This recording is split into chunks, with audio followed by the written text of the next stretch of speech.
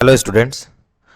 आज हम लोग केमिस्ट्री का first chapter class 10 chemical reaction and equation को बहुत ही हम इजी वे में और एनिमेशन के हेल्प से आज हम लोग डिस्कस करेंगे।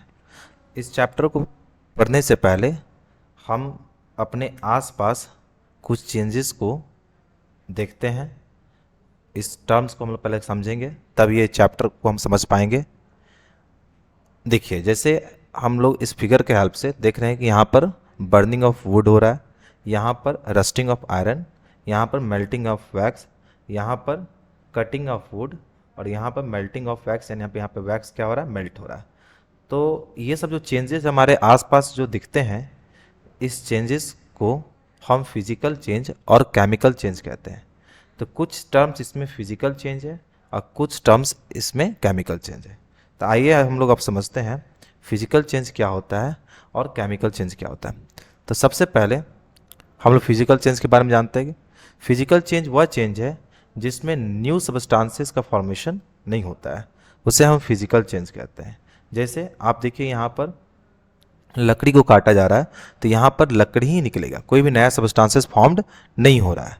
जैसे यहाँ पर वैक्स को मेल्ट किया जा रहा है तो यहाँ पर वैक्स ही निकलेगा, इसमें भी कोई नया सब्सटेंस फॉर्म्ड नहीं हो रहा है। तो इस चेंजेस को हम लोग क्या बोलेंगे, फिजिकल चेंज। जैसे इसमें देखिए आइस मेल्ट हो रहा है तो वाटर ही निकल रहा है, वाटर से हम लोग आइस ही बना सकते हैं। तो फिजिकल चेंज क्या होता है कि रिवर्सेबल होता है। आप आइस से वाटर और वाटर से आइस बना सकते हैं, ठीक है। तो इसको हम लोग क्या कहते हैं, फिजिकल चेंज कहते हैं। फिजिकल चेंज मीन्स जिसमें न्यू सब्सटेंसेस फॉर्म्ड नहीं होता है। अब हम लोग केमिकल चेंज को देखते हैं। केमिकल चेंज क्या होता है, तो केमिकल चेंज में न्यू सब्सटेंसेस का फॉर्मेशन होता है। जैसे आप देखिएगा यहाँ पर बर्निंग ऑफ कोल किया जा रहा है, बर्निंग ऑफ वुड किया जा रहा है। तो इसमें क्या हो रहा है कि जैसे आप देख सकते हैं कि यहाँ पर लकड़ी जलने से क्या होता है, राख निकलता है। तो राख एक नया सब्सटेंस फॉर्म हो रहा है, ठीक है। अब देखिए यहाँ पर रस्टिंग ऑफ आयरन हो रहा है। तो आप यहाँ देख सकते हैं रस्ट यहाँ पर लगा हुआ है, यहाँ भी नया सब्सटेंसेस फॉर्म हो रहा है। और स्टूडेंट्स एक बात इसमें कि आप इसको रिवर्सेबल नहीं कर सकते। जैसे मान लीजिए कि अगर लकड़ी को जला दिया जाएगा तो जलाने के बाद वो जो राख निकलेगा, वो राख से क्या आप लकड़ी बना सकते हैं, नहीं बना सकते हैं। तो इसीलिए ये क्या हो गया, केमिकल चेंज हो गया।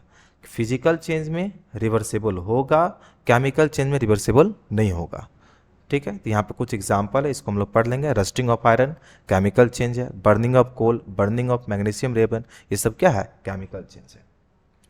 अब हम लोग आगे देखते हैं। देखिए, कुछ डायग्राम के हेल्प से हम लोग केमिकल रिएक्शन के बारे में समझेंगे। केमिकल रिएक्शन क्या होता है, तो केमिकल रिएक्शन का मतलब होता है कि वैसे केमिकल सब्सटेंस मिलकर नए केमिकल सब्सटेंस फॉर्म करते हैं, ठीक है। जैसे कुछ केमिकल सब्सटेंस मिले और एक नया केमिकल सब्सटेंस फॉर्म किए, ठीक है। तो इसको हम बोलेंगे केमिकल रिएक्शन। यहाँ पे क्या हो गया, केमिकल रिएक्शन हो गया, ठीक है। कुछ केमिकल सब्सटेंस मिलकर नया केमिकल सब्सटेंस फॉर्म करते हैं, इसको हम केमिकल रिएक्शन कहते हैं। इसमें केमिकल चेंजेस होता है, ठीक है। अब जैसे यहाँ पे देखिए, यहाँ पे रस्टिंग ऑफ आयरन हो रहा है, setting of milk into curd, milk से कर्ड बनता है, डाइजेशन ऑफ फूड। तो ये सब क्या हो रहा है, ये सब केमिकल रिएक्शन के अकॉर्डिंग होता है, ठीक है। अब देखिए, इस केमिकल रिएक्शन में हम कुछ टर्म्स को समझेंगे, क्या है, तो रिएक्टेंट्स एंड प्रोडक्ट। रिएक्टेंट्स किसे कहते हैं स्टूडेंट्स, तो ऐसे आप देख रहे हैं यहाँ पर कि एरो के इधर में जो आपका मैग्नीशियम और ऑक्सीजन है, ऑक्सीजन के प्रेजेंट में इसको जलाया जा रहा है, ठीक है। तो एरो के इधर जो भी आपका केमिकल सब्सटेंसेस है, जो भी इधर है, उसको हम क्या बोलेंगे, रिएक्टेंट्स बोलेंगे। और एरो के इधर साइड मैग्नीशियम ऑक्साइड है, तो इसको हम लोग बोलेंगे प्रोडक्ट्स। तो ये रिएक्टेंट्स का मतलब होता है कि the substances which take part in a chemical reaction. इस केमिकल रिएक्शन में जो पार्टिसिपेट करते हैं, जैसे मैग्नीशियम रिबन को ऑक्सीजन के प्रेजेंट में बर्न किया जा रहा है, तो ये पार्टिसिपेट होकर रहे हैं, तो इसको हम लोग रिएक्टेंट कहेंगे। और एरो के इधर जो मेरा प्रोडक्ट निकलेगा, जब जलाने के बाद इससे ऐश जो निकलेगा, जो राख निकलेगा, ये हमारा क्या होगा, प्रोडक्ट होगा। तो इसको हम लोग क्या कहेंगे, प्रोडक्ट कहेंगे। अब स्टूडेंट्स हम लोग बर्निंग ऑफ मैग्नीशियम हम लोग अभी ये देखे थे। अब इसके हेल्प से हम लोग बैलेंस केमिकल इक्वेशन को समझते हैं। बैलेंस केमिकल इक्वेशन क्या है? तो सबसे पहले जो भी केमिकल इक्वेशन होता है उसको बैलेंस होना चाहिए। अगर बैलेंस नहीं है तो उसको हमें बैलेंस करना पड़ेगा, ठीक है। जैसे आप यहाँ देख रहे हैं कि मीथेन को क्लोरीन गैस के साथ रिएक्ट किया जा रहा है तो कार्बन टेट्राक्लोराइड और हाइड्रोक्लोरिक एसिड बन रहा है। तो स्टूडेंट्स यहाँ पर ये 4 नहीं है था, यहाँ भी 4 नहीं था, यहाँ 4 हमने पुट किया है, ठीक है। तो कैसे ये बैलेंस होगा इसको पहले हम लोग देखते हैं। तो सबसे पहले हम स्टूडेंट्स इसमें देखेंगे कि इधर साइड देखिए आप, इधर साइड आपका क्लोरीन क्लोरीन 4 है, इधर साइड क्लोरीन 1 है। 4 1 कितना हो गया? 5 क्लोरीन हो गया। ये 4 नहीं था, ठीक है, ये भी 4 नहीं था, ठीक है। अब यहाँ देखिए क्लोरीन 2 है, ठीक है। अब बताइए इसे हम इधर साइड जो जितना भी क्लोरीन है, इधर साइड जो भी क्लोरीन है, इसको हमको हमें सेम करना है, बैलेंस करना है, ठीक है। तो हम क्या करेंगे कि हम यहाँ पर 4 पुट कर दिए, जिससे क्या हो गया? 4 2 8 क्लोरीन हो गया। अब यहाँ पर 4 क्लोरीन था, यहाँ पर 4 पुट कर दिए तो यहाँ भी ये 4 क्लोरीन हो गया, ठीक है। ये 4 क्लोरीन और ये 4 क्लोरीन, कितना क्लोरीन हो गया? 8 क्लोरीन। और इधर भी कितना क्लोरीन हो गया? 8 क्लोरीन। तो ये हमारा दोनों तरफ क्या हो गया? बैलेंस हो गया। रिएक्टेंट्स और प्रोडक्ट्स हमेशा बैलेंस हो जाना चाहिए, ठीक है। अब देखिए यहाँ पर कार्बन, दूसरे एलिमेंट को देखते हैं। यहाँ देखिए कार्बन 1 है, यहाँ भी कार्बन 1 है, यहाँ भी कार्बन क्या हो गया? बैलेंस हो गया।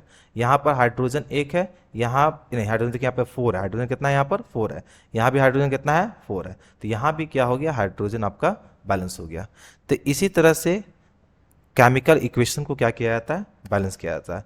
तो बाकी 2 इक्वेशन आप लोग खुद से करेंगे स्टूडेंट्स। अब देखिए, अब हम लोग थोड़ा मैग्नीशियम रिबन के बारे में डिटेल से समझते हैं। इससे बोर्ड में क्वेश्चन आता है, ठीक है, एक बहुत ही इंपॉर्टेंट क्वेश्चन है जो आपको हम बताते हैं। देखिए इससे क्वेश्चन यही बनता है कि केमिकल रिएक्शन में मैग्नीशियम एक रिबन होता है, मेटल्स होता है, ठीक है। उसको जब ऑक्सीजन के प्रेजेंट में जब हम बर्न करते हैं तो मैग्नीशियम ऑक्साइड निकलता है। तो देखिए इसमें क्वेश्चन यही पूछा जाता है कि मैग्नीशियम रिबन को बर्न करने से पहले उसको सैंड पेपर से क्लीन क्यों किया जाता है? तो एक्चुअली में बता दें स्टूडेंट आपको कि ये ऐसा इसलिए किया जाता है क्योंकि मैग्नीशियम जो रिबन होता है, मेटल जो होता है, वो हमेशा ऑक्सीजन के संपर्क में आते रहता है, जिसके कारण से उसके ऊपर मैग्नीशियम ऑक्साइड का लेयर चढ़ जाता है, ठीक है।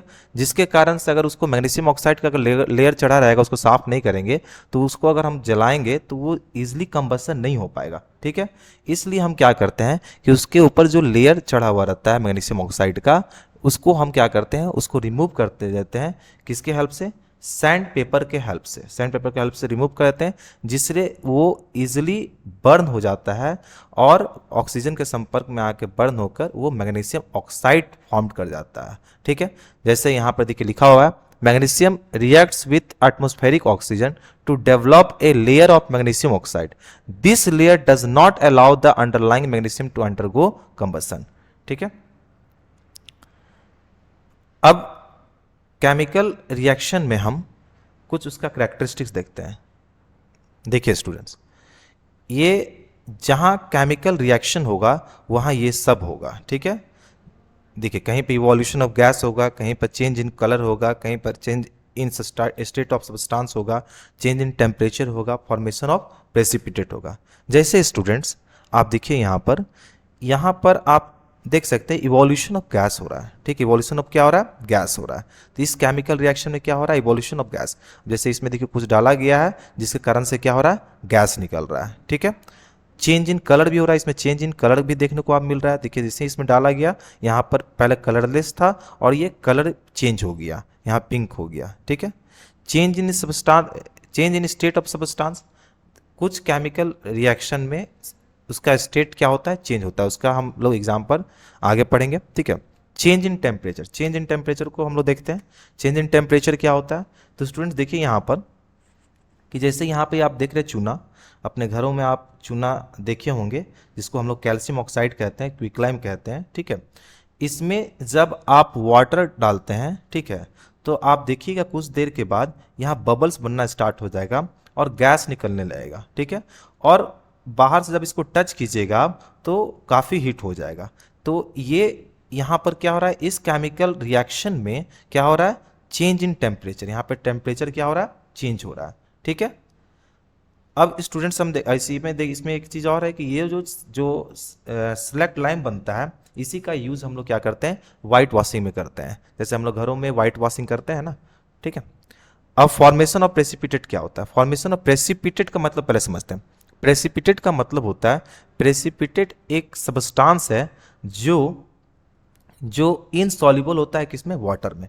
जैसे स्टूडेंट्स यहाँ देखिए, आप यहाँ पर देखिए, जैसे दो लिक्विड को, दो केमिकल्स को जब आप रिएक्ट कराते हैं तो आप देखते हैं कि यहाँ पर एक तो कलर भी चेंज हो रहा है और यहाँ पर एक सबस्टांस फॉर्म्ड हो रहा है। ठीक है, और ये सबस्टांस जो होता है इनसॉल्युबल होता है किसमें, वाटर में।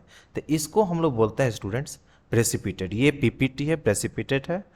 ठीक है, इसी को प्रेसिपिटेट फॉर्म हो रहा है। अब देखिए students, types of chemical reaction. Types of chemical reaction क्या होता है, तो फर्स्ट हम लोग पढ़ेंगे कॉम्बिनेशन रिएक्शन। कॉम्बिनेशन रिएक्शन क्या होता है कि वैसा रिएक्शन जिसमें दो या दो से अधिक रिएक्टेंट्स मिलकर एक प्रोडक्ट बनाता है। जैसे दो या दो से अधिक रिएक्टेंट्स मिलेगा, हम बताए थे आपको, एरो के इधर वाले को रिएक्टेंट्स कहते हैं, जो केमिकल रिएक्शन में पार्टिसिपेट करता है उसको रिएक्टेंट्स कहते हैं, और रिएक्शन के दौरान जो प्रोडक्ट निकलेगा, जो भी चीज़ फॉर्म्ड होगा उसको हम प्रोडक्ट कहते हैं। ठीक है, अब ये देखिए, दो या दो से अधिक मिलकर, दो या दो से अधिक रिएक्टेंट या केमिकल्स मिलकर एक प्रोडक्ट बनाता है जिसको हम कॉम्बिनेशन रिएक्शन कहते हैं। जैसे ये एग्जाम्पल हम लोग देखे थे, देखिए जैसे मैग्नीशियम को हम लोग ऑक्सीजन के प्रेजेंट में गर्म किए, जलाएं, जिसके कारण से क्या हुआ, ये मैग्नीशियम ऑक्साइड फॉर्म हुआ, एक वाइट कलर का पाउडर फॉर्म हुआ। ठीक है, जिसे हम मैग्नीशियम ऑक्साइड कहते हैं। वाइट कलर का जो पाउडर फॉर्म हुआ ये मैग्नीशियम ऑक्साइड का पाउडर है। ठीक है, जैसे यहाँ पर देख सकते हैं अच्छा से, ये फ्लेम में ये मैग्नीशियम रिबन को जलाया जा रहा है। जलाने के बाद देखिए वाइट डैजलिंग लाइट निकल रहा है। ठीक है, और उसके बाद ये राख निकलेगा, ये राख को ही यहाँ पर इकट्ठा किया गया है और इसी का नाम मैग्नीशियम ऑक्साइड है। ठीक है, अब देखिए नेक्स्ट रिएक्शन है decomposition reaction. Decomposition reaction students क्या होता है, तो वैसा रिएक्शन जिसमें वन कंपाउंड डिकम्पोज हो जाता है दो या दो से अधिक कंपाउंड में। जैसे जैसे ये एक कंपाउंड है, ये दो कंपाउंड में क्या हो गया, ब्रेक हो गया, जैसे A प्लस बी में हो गया। ठीक है, जैसे यहाँ पर दो मिलकर एक बन रहा था, यहाँ एक से दो बनेगा, एक से दो बनेगा, इसको डीकम्पोजिशन रिएक्शन कहते हैं। जैसे देखिए कैल्शियम कार्बोनेट को जब आप हीट करेंगे, ठीक है, तो यहाँ पर कैल्शियम ऑक्साइड और कार्बन डाइऑक्साइड गैस निकलेगा।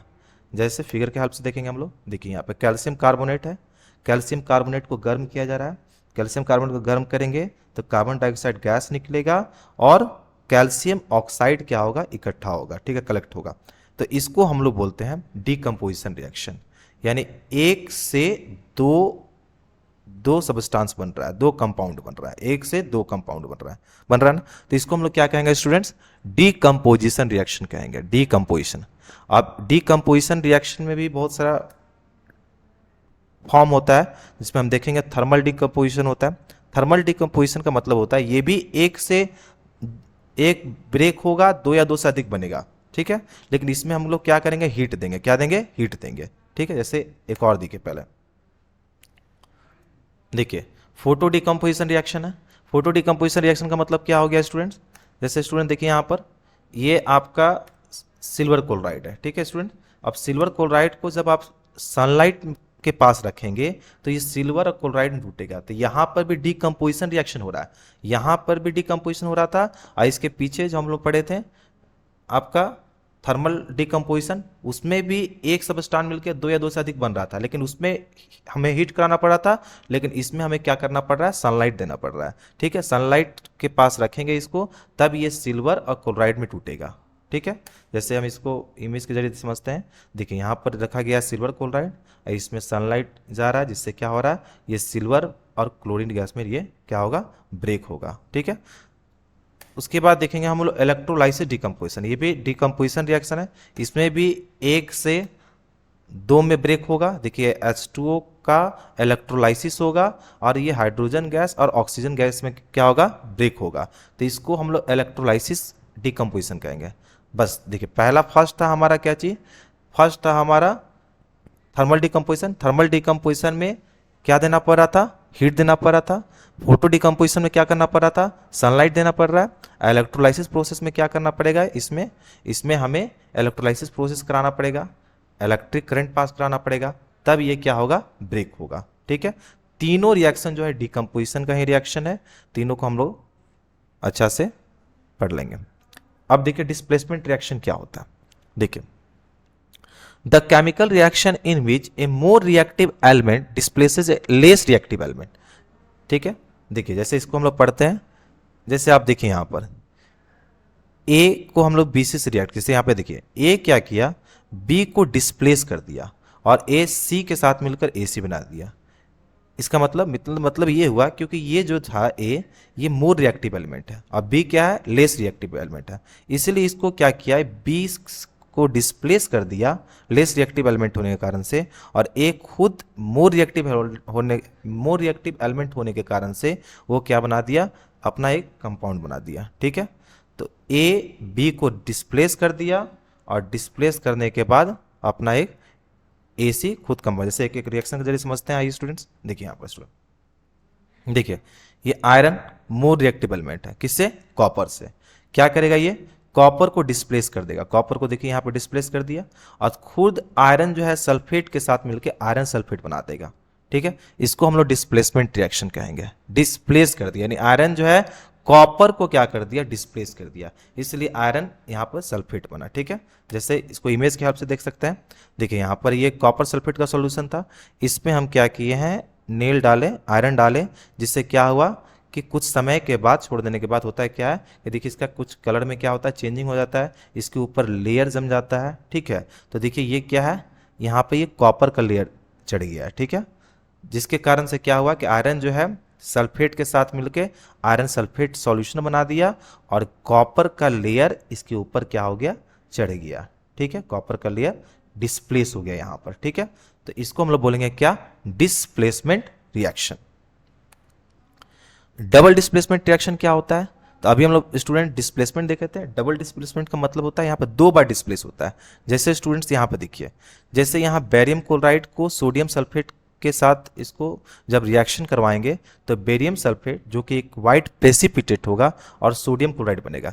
जैसे स्टूडेंट देखिए यहाँ पर क्या होता है, बेरियम जो है ये सल्फेट के साथ मिलकर बेरियम सल्फेट बना लेता है और सोडियम जो है क्लोरीन के साथ मिलकर सोडियम क्लोराइड बनाता है। दोनों एक दूसरे के आयंस को क्या कर देते हैं, चेंज कर देते हैं, आयंस को क्या करते हैं, चेंज। इसलिए यहाँ पर लिखा हुआ है which ions are exchanged between two reactants, ये दोनों एक दूसरे के आयंस को क्या करता है, चेंज कर। जैसे कि बेरियम सल्फेट के साथ मिलकर बेरियम सल्फेट और सोडियम क्लोराइड के साथ मिलकर सोडियम क्लोराइड बना देता है। इसमें दो बार डिस्प्लेसमेंट होता है। ठीक है, इसीलिए इसका नाम रखा गया डबल डिस्प्लेसमेंट।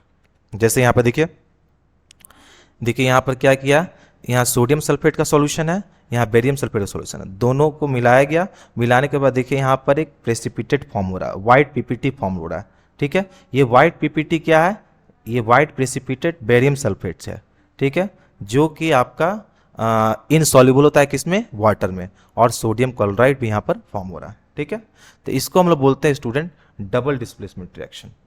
ठीक है, देखिए यहाँ पर आपको व्हाइट पीपीटी फॉर्म्ड हुआ है ना, व्हाइट पीपीटी, यही चीज जो है व्हाइट पीपीटी जो इनसॉल्युबल होता है किसमें, वाटर में। ठीक है, प्रेसिपिटेशन रिएक्शन, इसको भी हम प्रेसिपिटेशन रिएक्शन कह सकते हैं क्योंकि जिसमें प्रेसिपिटेट फॉर्म होगा वो प्रेसिपिटेशन रिएक्शन होगा। प्रेसिपिटेट क्या होता है स्टूडेंट, प्रेसिपिटेट का मतलब होता है जो इनसॉल्युबल होता है किसमें, वाटर में। जैसे देखिए ये प्रेसिपिटेट यहाँ फॉर्म हुआ, पहले हम लोग देखे थे येलो कलर का प्रेसिपिटेट फॉर्म हुआ था, तो यहाँ पे देखिए ये लेड आयोडाइड, देखिए लेड आयोडाइड क्या होगा, प्रेसिपिटेट। जैसे यहाँ पे देखिए, जैसे यहाँ लेड नाइट्रेट है, ये कलरलेस है, ये पोटेशियम आयोडाइड है, ये भी कलरलेस है। जब दोनों को हम इसमें मिलाते हैं तो मिलाने के बाद होता है क्या है कि देखिए यहाँ पर येलो कलर का सबस्टांस फॉर्म्ड हो रहा है, येलो कलर का कंपाउंड फॉर्म हो रहा है, जो कि ये प्रेसिपिटेट है। इसी का नाम क्या है, लेड आयोडाइड है। ठीक है, और पोटेशियम नाइट्रेट निकलता है। अब देखिए, अब हम लोग पढ़ेंगे student oxidation and reduction. Oxidation क्या होता है स्टूडेंट? तो सबसे पहले ऑक्सीडेशन के बारे में जानेंगे हम लोग। देखिए, एडिशन ऑफ ऑक्सीजन और रिमूवल ऑफ हाइड्रोजन, बस इतना ही जानेंगे हम लोग। Addition of oxygen, removal of hydrogen, जहां पर जिस रिएक्शन में ऑक्सीजन ऐड होगा और हाइड्रोजन रिमूव करेगा, इसको हम ऑक्सीडेशन रिएक्शन कहेंगे। रिडक्शन रिएक्शन क्या होता है? जहां पर हाइड्रोजन ऐड होगा और ऑक्सीजन रिमूव होगा, उसको हम रिडक्शन रिएक्शन कहेंगे। दोनों एक दूसरे का क्या है? अपोजिट है। जैसे एक हम एग्जांपल के जरिए जानेंगे, रिएक्शन जरिए जान देंगे। देखिए यहाँ पर जैसे कॉपर ऑक्साइड है, इसको हाइड्रोजन गैस के साथ क्या कराया गया? रिएक्शन कराया गया। तो देखिए क्या होगा। तो यहाँ पे दिख रहे हैं आप, हाइड्रोजन जो है ये ऑक्सीजन के साथ मिलकर वाटर बना रहा है, ठीक है। तो यहाँ पर एडिशन ऑफ ऑक्सीजन हुआ। एडिशन ऑफ क्या हुआ? ऑक्सीजन, एडिशन ऑफ ऑक्सीजन हुआ, इसको हम लोग बोलेंगे ऑक्सीडेशन हो गया, ठीक है। हम लोग पढ़े भी हैं कि जहाँ पर एडिशन ऑफ ऑक्सीजन होगा उसको हम क्या बोलेंगे? ऑक्सीडेशन। यहाँ पर क्या हुआ? एडिशन ऑफ ऑक्सीजन हुआ, इसको ऑक्सीडेशन बोलेंगे, ठीक है। अब यहाँ पे देख रहे हैं आप कॉपर ऑक्साइड, यहाँ पर ऑक्सीजन क्या हो रहा है? रिमूव हो रहा है। ऑक्सीजन क्या हो रहा है? रिमूव हो रहा है। तो यहाँ पर ऑक्सीजन रिमूव हो रहा है, तो इसको हम क्या कहेंगे? रिडक्शन कहेंगे। क्या कहेंगे? रिडक्शन कहेंगे, ठीक है। यहाँ पे देखिए हम लोग पढ़े कि जहाँ पर ऑक्सीजन रिमूव होता है उसको हम लोग क्या कहेंगे? रिडक्शन कहेंगे, ठीक है। तो यहाँ ऑक्सीडेशन हुआ, यहाँ रिडक्शन हुआ। यहाँ कॉपर ऑक्साइड था, सिर्फ कॉपर आ गया क्योंकि ऑक्सीजन यहाँ से रिमूव कर गया, तो इसको हम रिडक्शन कहेंगे। और जहाँ पर ऑक्सीडेशन और रिडक्शन दोनों होगा, ठीक है, उसको हम लोग रिडॉक्स रिएक्शन कहेंगे। रिडॉक्स रिएक्शन, जिस रिएक्शन में ऑक्सीडेशन एंड रिडक्शन दोनों होगा उसको हम लोग स्टूडेंट रिडॉक्स रिएक्शन कहेंगे, ठीक है।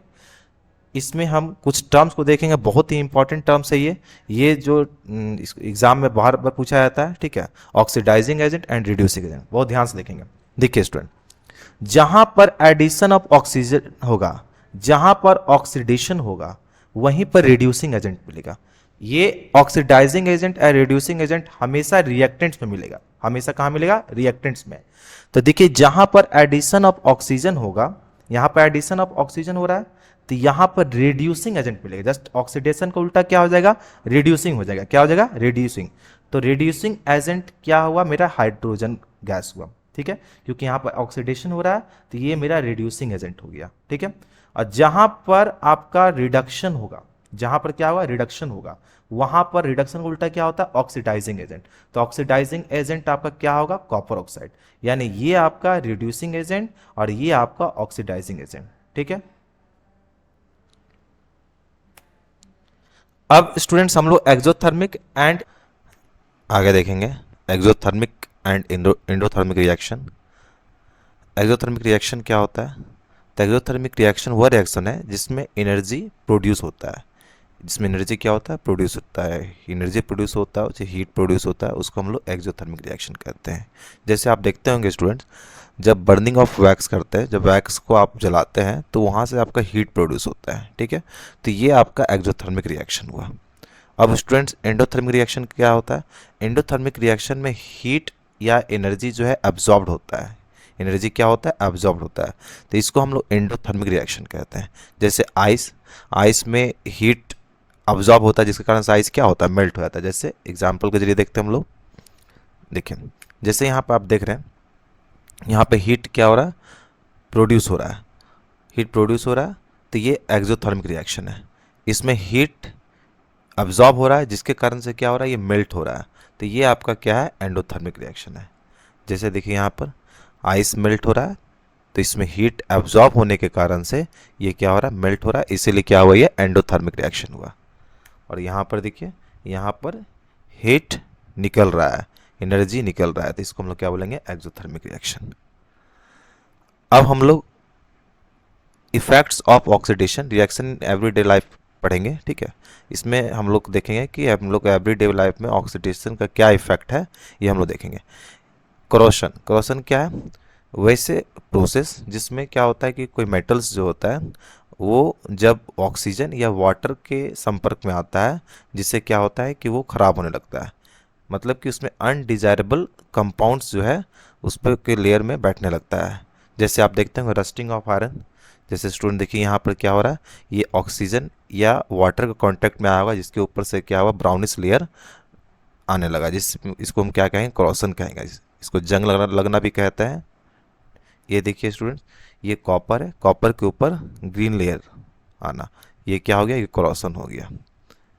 ये देखिए स्टूडेंट्स, यहाँ पर आपका ये सिल्वर में क्या हो गया, ब्लैकिश लेयर आ गया। तो ये धीरे धीरे क्या होने लगता है, ख़राब होने लगता है, कलर चेंज होने लगता है। ठीक है, इसको हम लोग क्या कहते हैं, क्रोसन कहते हैं। ये ऑक्सीडेशन के कारण से होता है। अब हम लोग ऑक्सीडेशन के कारण से और भी एक चीज़ होता है, इसको हम लोग क्या कहते हैं, रेंसिडिटी कहते हैं। आप देखते होंगे स्टूडेंट्स, कुछ समय तक फूड रह जाने के कारण से उसके टेस्ट में और उसके स्मेल में क्या हो जाता है, परिवर्तन हो जाता है। जैसे इसके टेस्ट खराब हो जाता है, स्मेल उसका खराब हो जाता है, तो इसको स्टूडेंट्स हम लोग क्या कहेंगे, रेंसिडिटी कहेंगे। जैसे आप देखते होंगे यहाँ देखिए आपका, यहाँ पर ये फूड क्या हो गया, ख़राब हो गया, काफ़ी दिन लॉन्ग टाइम तक रह गया, जिस कारण से क्या हो गया, ये ख़राब हो गया। यहाँ पर स्टूडेंट्स देख सकते हैं आप। तो इसको हम लोग ऑक्सीडेशन कहेंगे, क्योंकि ऑक्सीजन के संपर्क में आने से ये क्या हो जाता है, ख़राब हो जाता है। अब इसको बचाने के लिए क्या करना पड़ेगा, क्या मेथड्स हमको प्रिवेंट करना पड़ेगा, तो इसमें हम एंटीऑक्सीडेंट्स का यूज़ कर सकते हैं। जैसे देखते होंगे आप कि आपका जो आप लोग चिप्स का पैकेट आप लोग खाते हैं, ठीक है, चिप्स के पैकेट में क्या होता है, वो पूरी तरह से नाइट्रोजन गैस भरा हुआ रहता है। एक्चुअली में होता क्या है कि उसमें से ऑक्सीजन गैस को निकाल कर नाइट्रोजन गैस डाल दिया जाता है, कि जो काफ़ी समय तक रह सके, जिसके के कारण से वो क्या होता है, चिप्स का पैकेट काफ़ी दिन तक रह जाता है और चिप्स ख़राब नहीं होता है। तो इसमें क्या होता है, एंटीऑक्सीडेंट का यूज़ किया जाता है, नाइट्रोजन गैस डाला जाता है। एंटीऑक्सीडेंट्स क्या हो गया, नाइट्रोजन गैस हो गया। या हम लोग फ्रीज में भी रख देते हैं, जिससे क्या होता है कि काफ़ी समय तक फूड जो है ख़राब नहीं होता है, उसके टेस्ट में परिवर्तन नहीं होता है। देखिए स्टूडेंट्स, यहाँ पर आपका चिप्स का पैकेट है, ये फुला हुआ भी रहता है, इसमें क्या होता है, नाइट्रोजन गैस रहता है। Thank you.